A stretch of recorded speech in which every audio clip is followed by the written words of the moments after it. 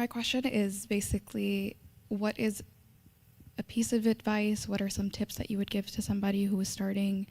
out in the field of Islamic psychology and interested and really passionate about what this field entails? There's so much happening now because now everybody's aware of Islamic psychology and it's exciting and it's trending, and so there's a lot of information out there to consume. You can read, you can watch videos, you can attend conferences, and I would say my advice would be take it all in and don't approach it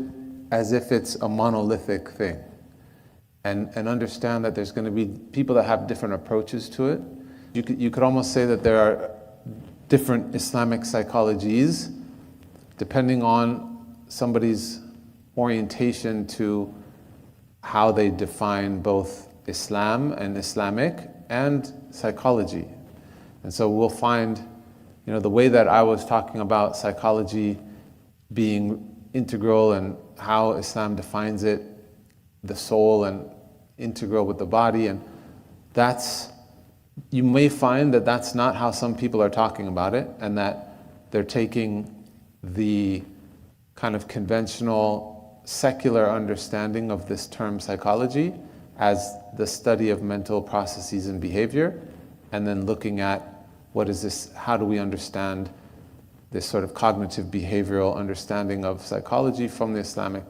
tradition, which there's a lot to understand it there, but it still might be dealing with it as a separate categorization that isn't necessarily fully integrated. So, and there's a place for that, and it's important, and it has its place, and people are, in some ways, maybe some people are, it's like baby steps of, okay, first it was just destigmatizing mental health for the Muslim community, and now that we made progress in that, there's an awareness, okay, what does Islam have to say about how we understand psychology, not just taking this secular framework. But there's still a process of people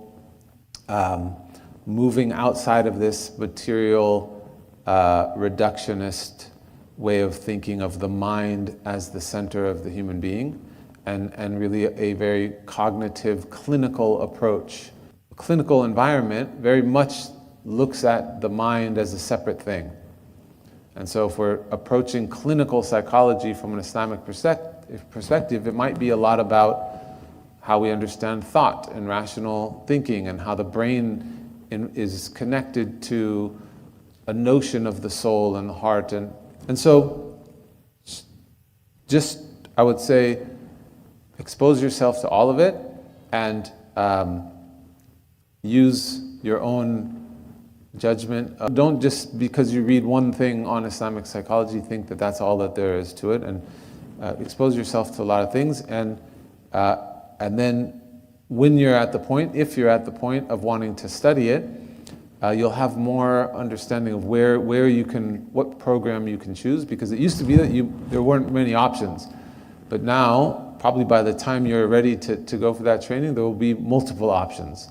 And this is a mercy. Like always in our tradition, there's always different approaches, there are always different schools of thought, there are different madhahib, and so that's not a bad thing, it's a blessing. There's a mercy in it. It's just to be aware of that and to approach it from this way, and also to be cautious of, it's the study of the nafs, and so you think like there shouldn't be nafs in it, but because anytime there's human beings, there's nafs comes out, and there can be sort of claims of territorialism and all the things that come along with people when they get in groups. And so just to be cautious of that it's really about, at the heart of it, it needs to be about, there's a part of it that's purification of the nafs. And so to be aware of that, cautious of that when you approach it, inshallah.